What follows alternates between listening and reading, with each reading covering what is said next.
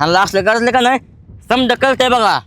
मला काय ते गाडीतलं हो गावाच्या नवीन पाहुणे बाई आहे, तुमची किंमत दाखवा घेतं. पण किंमत दाखवाय काय आलं तर पाहिजे ना. मी आहे की चला की. असं म्हणतोय. हम्म. बर चालतंय. सारखं माग बघतो आम्ही.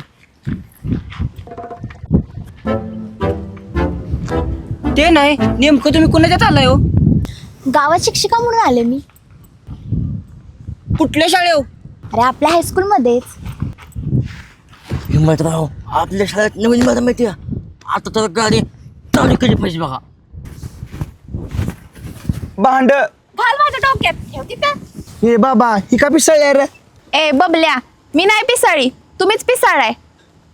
कशाला रे त्या पोरींवरनं भांडताय? खरं रावल्या. ए आम्ही नाही भांडलो कुठल्या पुरीवरनं. खोटं बोलू नको.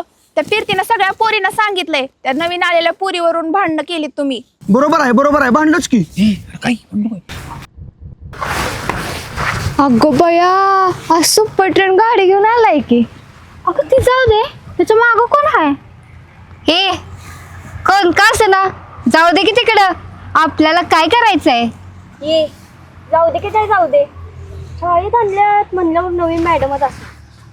होय होय, नवीन मॅडम बाई.